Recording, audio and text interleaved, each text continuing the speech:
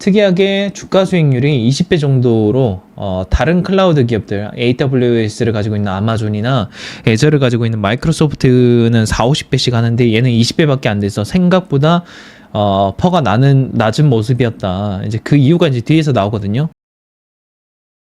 일단은 클라우드 시장만 봤을 때 이 각각의 기업들이 연도별로 이제 캐펙스를 쓴 거예요. 자본 지출, 데이터 센터를 위한 자본 지출로 얼마씩을 썼냐를 이제 나타내는 건데 21년도, 22년도, 23년도 요때 보면은 사실 압도적으로 아마존이 압도적인 지출을 많이 해요. 그래서 이때 보면은 클라우드 시장 점유율이 아마존이 압도적으로 빠르게 치고 나갑니다.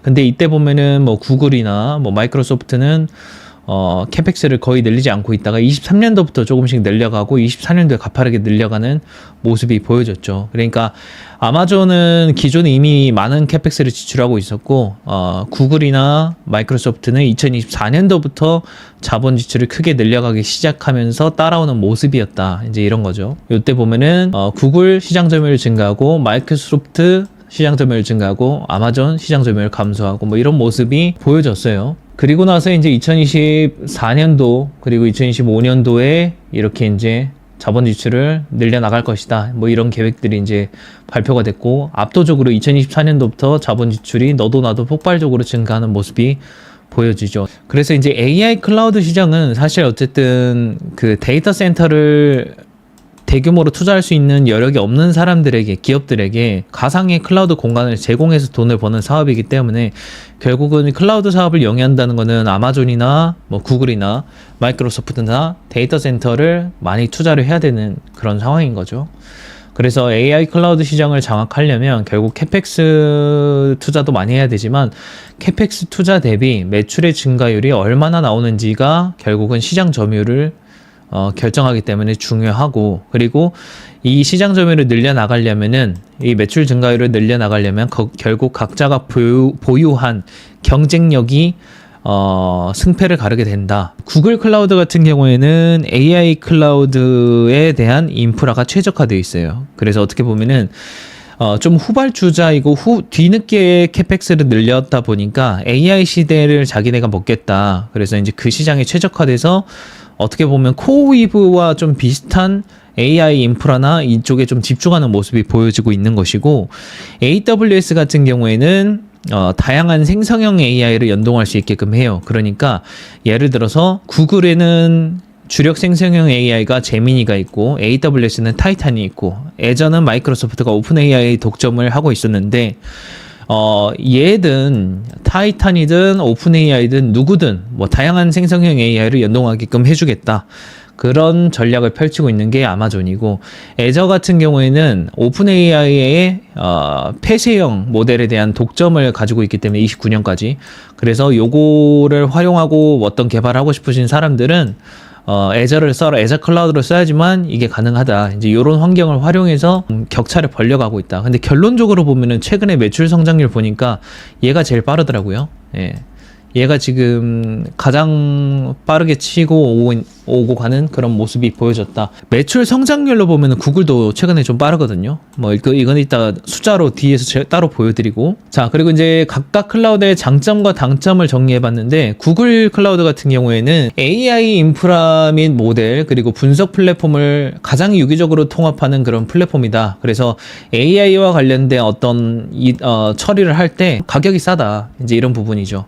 그러니까 어떻게 보면 코어위브랑 좀 비슷한 그런 전략을 가져가고 있는 기업이고, AWS는 기능도 많고 확장성이 좋다.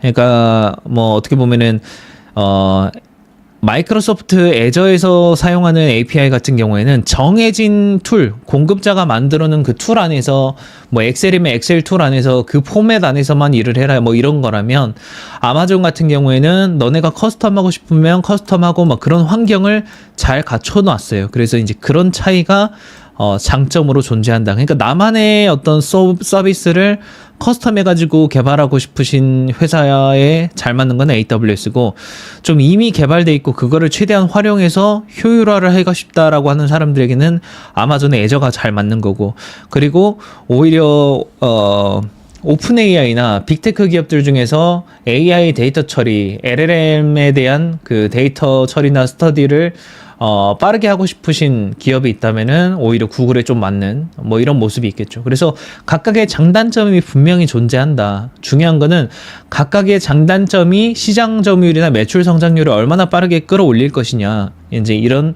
차이를 이제 데이터로 확인을 하면 되는 거죠.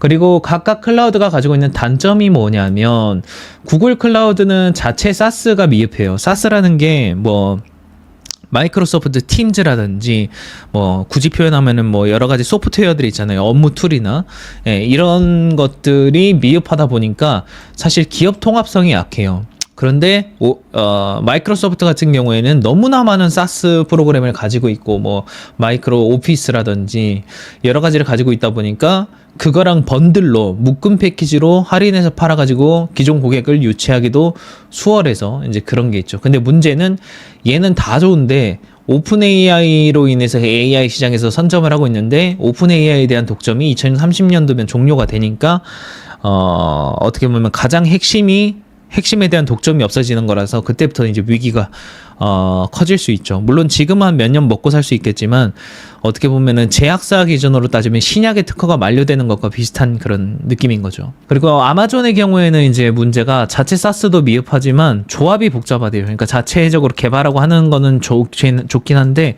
조합이나 이런 게 복잡해서 좀 어려운 부분이 많다 개발에서 이제 이런 의견들이 있더라고요. 그래서 장단점이 이렇게 서로 너무나 다르다 보니까 결국은 요 장단점을 보완해 나가면서 어떻게 시장 점유율을 빠르게 치고 나가냐, 그거를 우리가 직접 확인을 해야 되고, 그리고 이제 시장 측면에서 보면은 고성능 컴퓨팅 사이드에서의 이 반도체 칩, AI 반도체에 대한 제조 수요가 가파르게 증가하고 있다라는 거는 데이터 센터에 대한 수요가 증가하고 있다라는 걸 의미를 해요.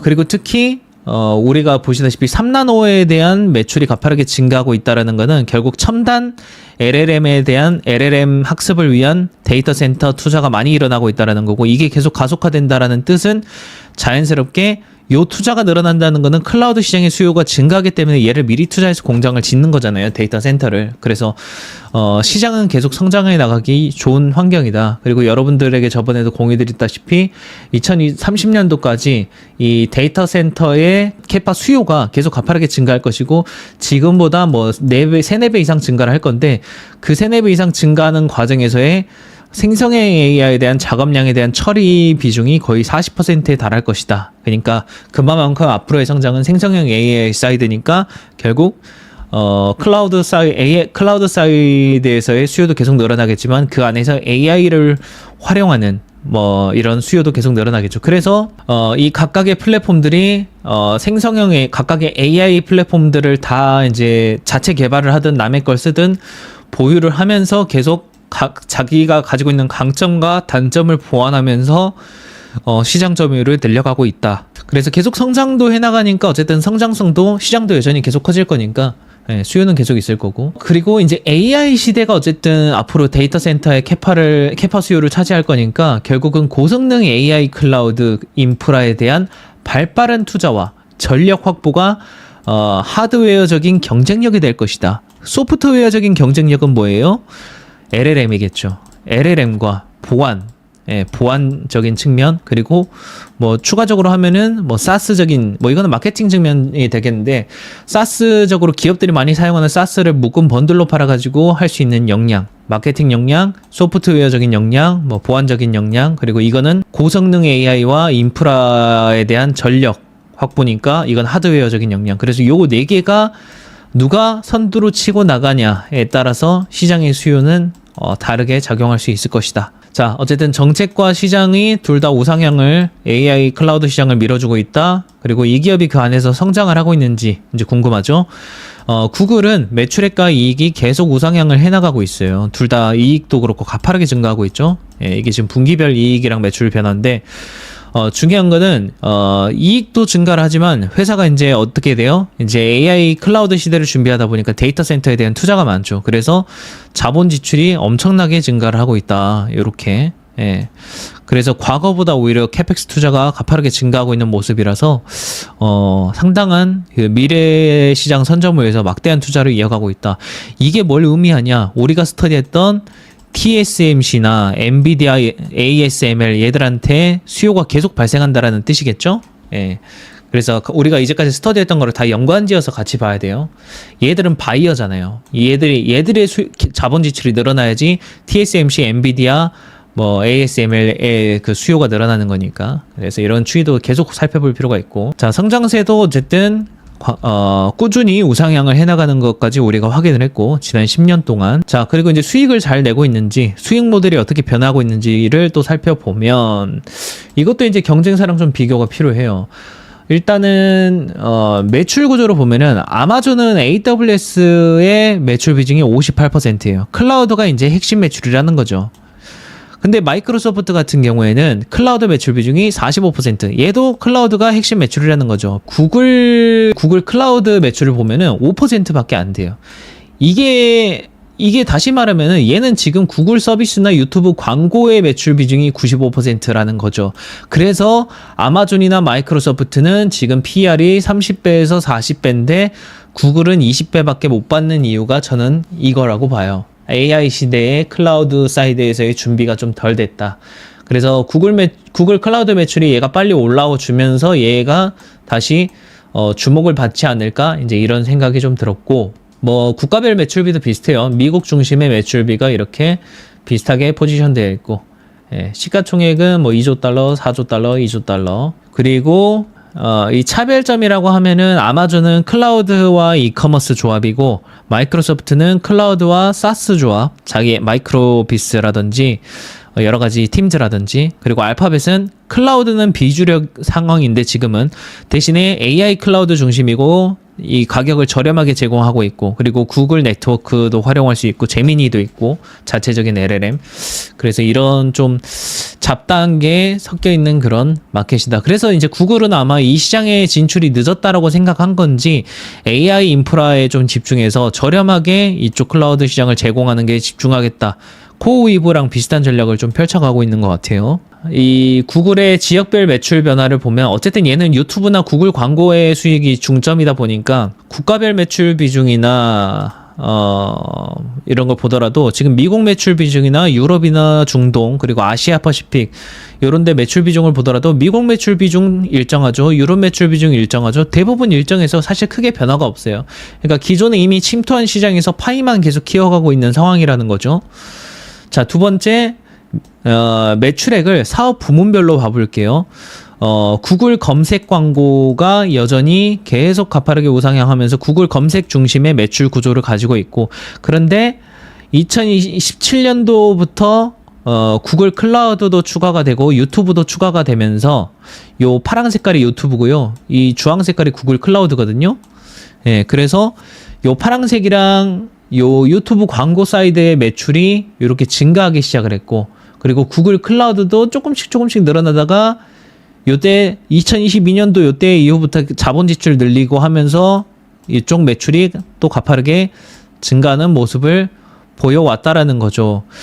여전히 구글 검색 중심의 광고 모델을 하고 있긴 하나, 최근 들어서 AI 시대에 맞춰서 AI 클라우드라든지 이런 데의 매출 비중이 빠르게 늘어나는 모습, 그리고 유튜브를 인수하고 나서 유튜브에서의 매출 비중도 빠르게 늘어나는 모습들이 보였죠. 그러니까 수익 모델이 다각화되면서 완벽히 구글 검색 중심의 사업 모델에서 좀 어느 정도 한 40% 정도는 구글 외의 영업 매출 모델로 전환을 시키는데 성공을 했다라는 거죠. 사업 모델 다각화. 그리고 이제 사업 부문별을 요거를 이제 서비스면 서비스, 그리고 뭐 제품이면 제품 이런 식으로 묶어서 보면은 서비스 매출 비중이 압도적으로 이렇게 높죠. 참고로 구글 서비스 안에는 유튜브 광고, 구글 광고, 뭐 광고 모델들이 여기 다 들어가 있고요. 뭐 유튜브 멤버십 이런 것들.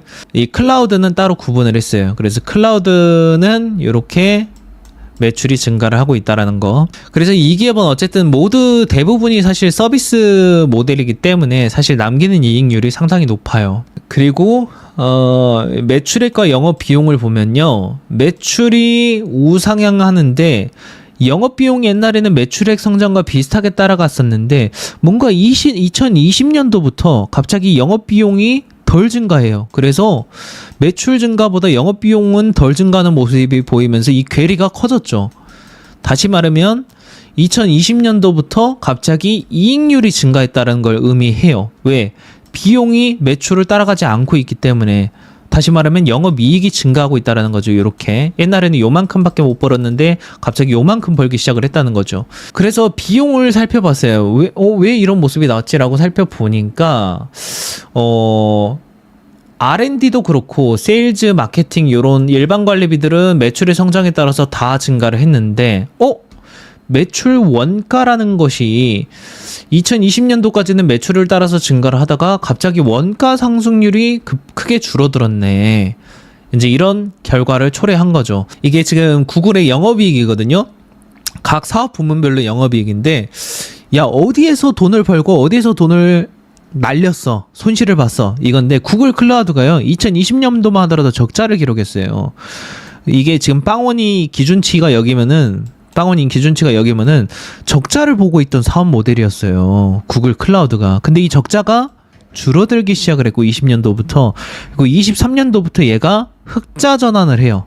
그래서 여기에 이제 흑자로 플러스되고 2024년도에 흑자가 더 커지죠. 그러니까 얘는 BEP에 도달했다. Break Even Point. 그러니까 2023년도부터 투자 대비 적자가 나오는 모델이 아니라 이제 현금이 나오는 모델이 나올 정도의 스케일이 됐다라는 거죠. 그래서 2023년도부터 흑자가 났고 2024년도에 영업이익 증가가 더 커졌죠. 이 사이드에서.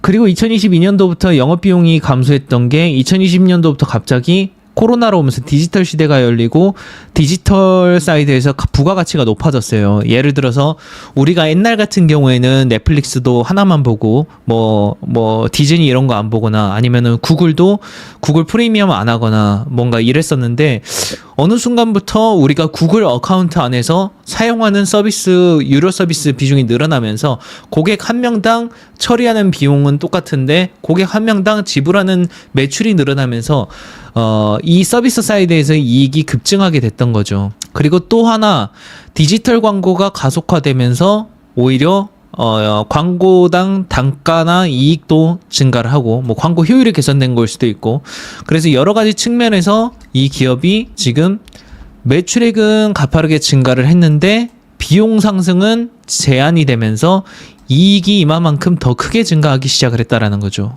예. 그래서 아무튼 그런 성장세를 우리가 같이 볼 필요가 있다. 그리고 최근에는 클라우드에서도 이익이 이제 성장세로 접어들었기 때문에 이 성장세가 계속 되는지 추이를 지켜봐야 된다. 이런 거죠. 미래에는 아마 클라우드가 또 주력 사업 모델이 될 수도 있어요. 미래에는. 그러니까 얘 같은 경우에는 사실 계속 먹어나갈 수 있는 시장이 많은 거죠. 아마존 같은 경우에 사실 커머스 사이드에서 이익이 얼마 안 나오니까 대부분이 이제 클라우드에서 많이 나오니까 클라우드에 완전히 의존한다고 하면은 마이크로소프트 같은 경우에도 지금 클라우드에 의존을 하고 있고 사스도 있지만 걔는 근데 이제 마이크로소프트 같은 경우에는 AI 클라우드 시대가 도래했을 때 어쨌든 오픈 AI의 독점권이 30년에 만료가 된다고 하면은 기존에 잘 나가던 클라우드 이익이 박살날 수도 있고 근데 알파벳 같은 경우에는 자기 LML, 제미니를 자체적으로 가지고 있고 구글 사이드에서도 어쨌든 모든 LLM들이 데이터에 대한 검색이나 스터디나 리서치들을 어쨌든 구글 데이터를 기반으로 많이 하잖아요. 그러니까 구글에 대한 수요는 그래도 계속 있을 수밖에 없다. 저도 사실 챗GPT나 이런 걸 쓰지만 구글에서 더블 체크를 항상 하거든요. 그래서 아무튼 그런 수요가 아무튼 계속 있지 않을까. 어쨌든 그렇게 이제 수익의 다각화도 계속 해나가고 있고 그래서 저는 클라우드 사이드에서 흑자 전환을 하고 이익을 높여나가고 있다는 거에서 상당히 긍정적으로 봤어요. 물론